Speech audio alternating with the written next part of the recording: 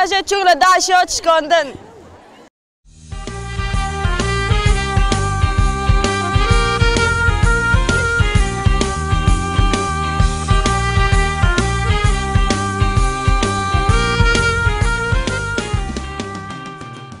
یه پشه و که آرتش کشینه دیسا سرکفتن دست بست.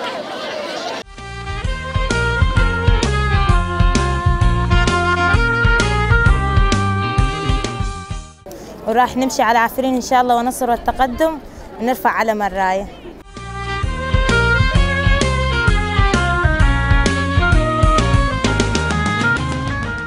أنفس سرکفتنه سرید سرک آب و پیروز کن و حموش این جهان پیروز کن.